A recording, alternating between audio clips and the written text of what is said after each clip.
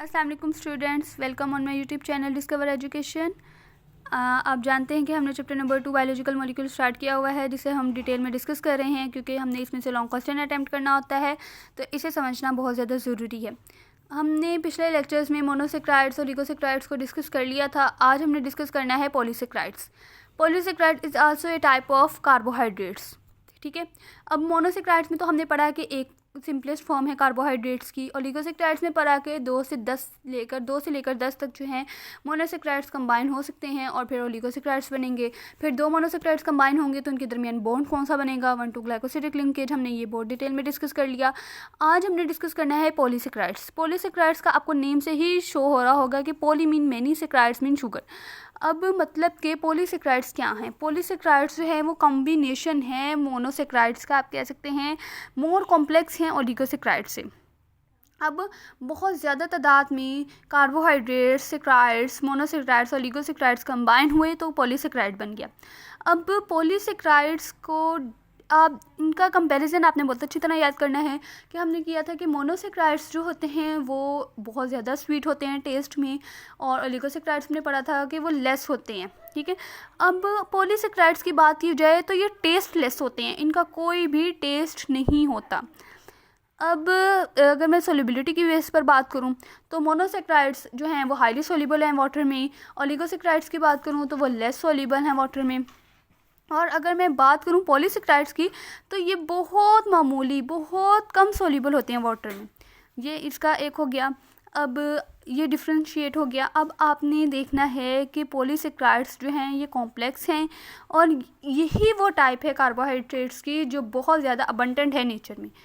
आप देखें हमारे जो फ्रूट्स हैं उनमें जो है वो पॉलीसेक्राइड्स पाए जाते हैं, इसलिए ये हमारे नेचर में बहुत ज़्यादा अबंडेंट तौर पर पाई जाती है। अब इसको भी, इनके दरमियान भी पॉलीसेक्राइड्स कब बनते हैं? जब बहुत सारे मोनोसेक्राइड्स जो हैं वो आपस में कंबाइन होते हैं by glycosidic linkage. Glycosidic linkage की वजह से बहुत सारा मोनोसेक्राइड्स कंबाइन हुए तो पॉलीसेक्राइड्स की फॉर्मेशन हो गई।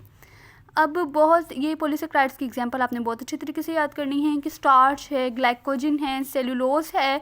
ग्लाइकोजन, स्टार्च, सेलुलोज को इंशाल्लाह हम आगे डिस्कस करेंगे। डेक्स्ट्रिन आपको पता है, agar, pectin and chitin. Chitin जैसे कि फंजाई में होती है, ये आपने सारा कुछ पढ़ा है, फंजाई की सेल वॉल में होती है काइटिन। पॉलीसेक्राइड्स इतना ज़्यादा कॉम्प्लेक्स नहीं है, मतलब कि स्टडी के हवाले से इतना जो है वो इम्पॉर्टेंट टॉपिक नहीं है, लेकिन अगर आपको लॉन्ग क्वेश्चन में आ जाए तो आपको सारी टाइप से लिखनी होंगी, जिसमें आपको मोनोसेक्राइड्स, ओलिगोसेक्राइड्स, पॉलीसेक्राइड्स सबको डिटेल में डिस्कस करना होगा। फिर इसके अलावा आपको ये क्वेश्चन भी आ सकता है कि write down the properties of polysaccharides. इस वजह से आपने इसको बिल्कुल भी इग्नोर नहीं करना है। नेक्स्ट हम डिस्कस करते हैं स्टार्च। स्टार्च क्या है? स्टार्च एक मोनोसेक्राइड है। सबसे पहले आपने ये बात याद रखनी है, बल्कि आप इसे पॉलीसेक्राइड्स भी कह सकते हैं। स्टार्च जो है वो एक पॉलीसेक्राइड्स है, जैसे अभी हमने ऊपर एग्जांपल्स में पढ़ा। ठीक है, अब स्टार्च पाई कहाँ पे जाती है? आपके फ्रूट्स के अंदर, आपके ग्रेन्स के अंदर, दालों के अंदर, सीड्स, बीजों के अंदर, ट्यूबर्स के अंदर। जैसे जाइलम की ट्यूब होती है, फ्लोएम की ट्यूब्स होती हैं, इनके ट्यूबर्स होते हैं, इनके अंदर स्टार्च पाई जाती है। अब एनिमल्स के लिए जो है सबसे ज़्यादा important source, main source carbohydrate का स्टार्च ही है, क्योंकि जब स्टार्च को हाइड्रोलाइज किया जाता है तो ये ग्लूकोज के मॉलिक्यूल्स में टूट जाता है। स्टार्च के 2 टाइप्स हैं, अब अमाइलोज है और एक अमाइलोपेक्टिन है। अब अमाइलोज की बात करूँ तो ये अनब्रांच चेन है ग्लूकोज की। ये बहुत इंपॉर्टेंट आप कह सकते हैं शॉर्ट क्वेश्चन है कि amylose, differentiate between amylose and amylopectin. अब इनमें मैं आपको डिफ्रेंशिएट करके ही बताऊंगी कि अमाइलोज जो होते हैं वो अनब्रांच चेन्स होती हैं, मतलब कि इनकी ब्रांचेस नहीं होती, ये स्ट्रेट चेन्स में पाए जाते हैं। अमाइलोपेक्टिन की बात करूँ तो इनकी ब्रांच चेन्स होती हैं, मतलब कि ये ब्रांच की सूरत में पाए जाते हैं। फिर अमाइलोज की बात करूँ तो ये जो है हॉट वाटर में सोल्यूबल होते हैं। ठीक है, मतलब कि कोल्ड वाटर में इनसोल्यूबल हैं, लेकिन अगर आप पानी को गर्म करें तो उसमें स्टार्च सोल्यूबल हो सकता है। लेकिन अमाइलोपेक्टिन की बात करूं तो वो ना तो हॉट वाटर में सोल्यूबल है, ना ही कोल्ड वाटर में सोल्यूबल है, मतलब कि ये इनसोल्यूबल है वाटर में। जैसा मर्जी पानी हो, ये इनसोल्यूबल ही रहता है वाटर में। अब स्टार्च जो है, अब आप आयोडीन में स्टार्च ऐड करेंगे तो स्टार्च अपना ब्लू कलर देगा। ये आप लैब में आप इसे जाकर देख सकते हैं कि स्टार्च को जब आयोडीन में डाला जाए तो वो ब्लू कलर देता है। ठीक है।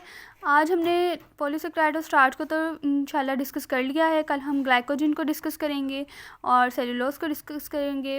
आज के लिए इतना ही। अगर आपको ये वीडियो अच्छी लगी हो तो इसे लाइक और सब्सक्राइब ज़रूर कीजिएगा। अल्लाह हाफिज़।